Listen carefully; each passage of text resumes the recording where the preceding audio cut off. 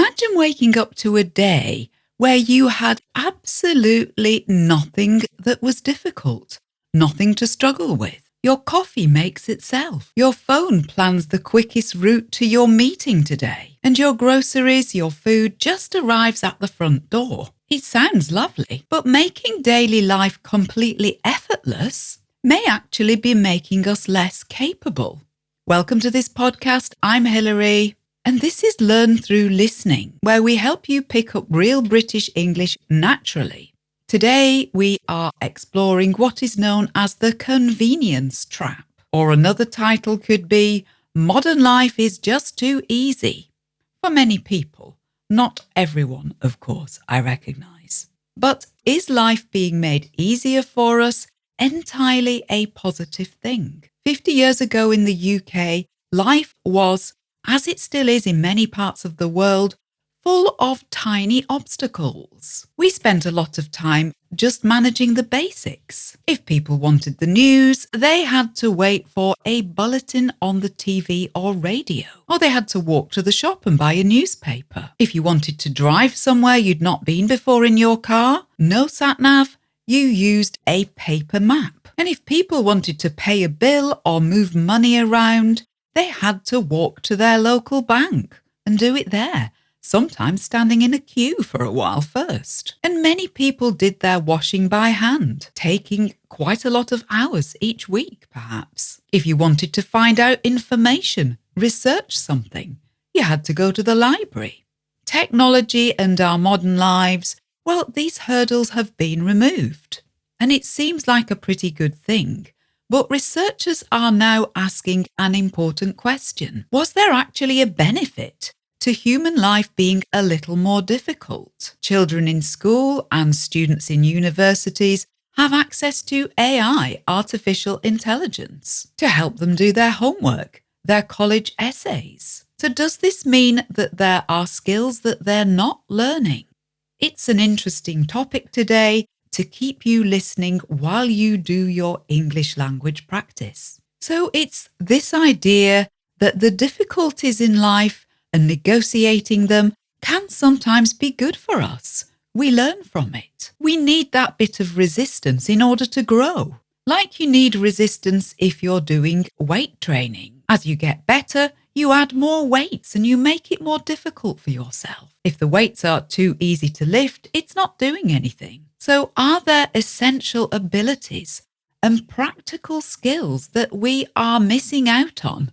Children and teenagers may not be learning them in the first place, and us adults, if we're not practicing them, maybe we are losing skills we once had. Speaking of building practical skills, you're here because you want to learn English, and we have a brilliant subscription service for you. 8 extra episodes a month, 0 ads. How lovely is that? Listening to our subscription episodes is a highly rewarding way of learning English. Just visit adeptenglish.com to sign up. What about when we want to go somewhere? Before smartphones, we had to use local knowledge and remember landmarks. A landmark might be something like a railway station or an old church. We used to have to develop our sense of direction, as we call it. And that was in the car, on our bikes, as well as when we're walking. Today, we just outsource our sense of direction and our ability to navigate, find our way around, to our sat-nav or to an app on our phone like City Mapper or Google Maps. To outsource, that's OUTSOURCE.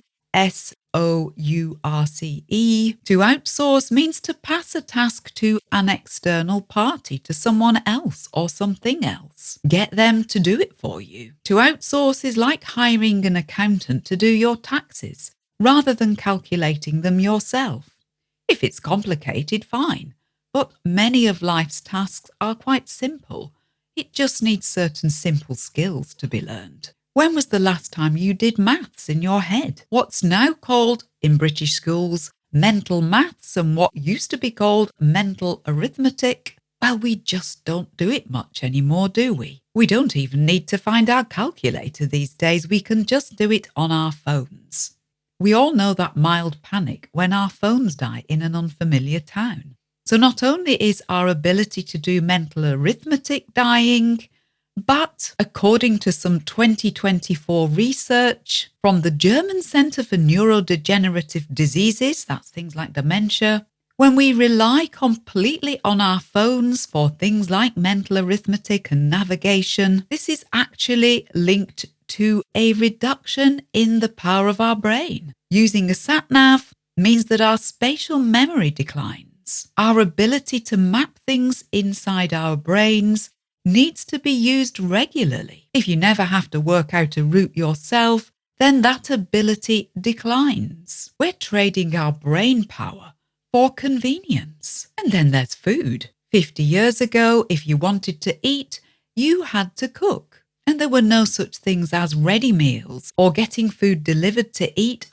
Takeaway was not a thing. With food delivery apps on your phone, you can get almost any meal you can imagine. There's no planning, no shopping, no cooking. It just arrives at your door. Cooking from scratch, that means cooking from raw ingredients, making everything yourself.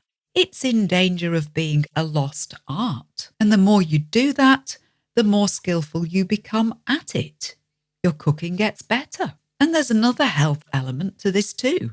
At least if you cook your own meals, you know what's in it. If you start with good natural ingredients, it means you're not consuming lots of processed food. So if you want to be good at cooking, you need to practice. You need to do it. And there's a much more sensitive side to this debate as well. What is the effect on children? Naturally, we want to protect our children from unnecessary struggles, but location tracking means they are never lost. Endless online videos mean they are never bored. And if they do go out and about, Mum and Dad are right there on the end of their mobile phone, and Mum and Dad can instantly be summoned to the rescue for a lift home.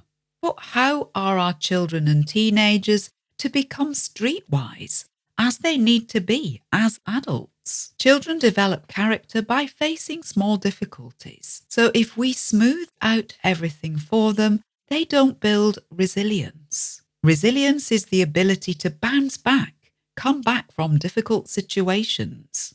Imagine a little child building a tower of bricks and crying every time it falls over. That's fine if you're little, but hopefully that child learns how to build the tower better, rebuild it stronger, so the tower falling down isn't a bad thing in the end. We build our strength and resilience by making mistakes and coming back from them, and we build our creativity by being a bit bored sometimes. There's quite a lot of evidence that our sense of creativity really does develop through boredom. Boredom means being free to think and imagine, and boredom teaches us it's up to us to find things to do that are interesting. It makes us more active than passive. Going online and losing a few hours is just too easy as a solution. That's for children and adults alike. How can any of us learn if everything is done for us? And an article from Newcastle University Business School, published in March 2024, asked a similar question. Technology, is it affecting our ability to be active, responsible citizens? The article starts, if you want to master a skill, the advice is usually simple. Train regularly, keep practicing, and remember, if you don't use it, you lose it. Good, simple advice. You are language learners, so you already know this. You have to listen to English and speak English regularly in order to keep up your standard and in order to improve. Practice makes perfect, as the saying goes. Or with language learning, maybe it's more like practice makes you a lot better. Dr. Christina Neesham at the University of Newcastle Business School is quoted in this article saying, as citizens, we are expected to engage critically with public debate, and we're expected to form rational conclusions based on our analysis of evidence and arguments. However, she says, this requires work. If we delegate that responsibility too much, whether that's to a system, to a government, or to technology, we may find ourselves less able to do it when it really matters. Dr. Neesham argues that it's vitally important that we strengthen our ability to think and act independently and to question what we read, what we see, and what we hear. She says this is particularly true when we enter the world of AI, or artificial intelligence, and AI tools which people are already using to guide their decision making, to generate images and content. Dr. Neesham is careful to say that this is not about reversing technology. We couldn't anyway. But she says, as citizens, we need to take responsibility for our own abilities. So the goal here is not to turn back the clock, not to go backwards. Generally, people don't want to give up their washing machines or their smartphones. And I suspect AI is here to stay. We just need to decide what forms of it are acceptable. And we need to remember that doing difficult things, struggling even, giving our brains a workout, well, it makes us stronger and more resilient as people. Why not test yourself? I could do this as well. Grow our resilience through small bouts of going analog, cook from scratch, use a map, do calculations in your head, research things rather than just trusting AI. It may be hard work, but your brain is likely to be better off for it, and you may just enjoy it. If you found this interesting and it suits your way of learning languages, have a look at our course, Activate Your Listening. Its aim is to get you joining in with English conversation. And don't forget to subscribe to our podcast. Thank you for listening. I'm Hilary, and I'll speak to you again soon.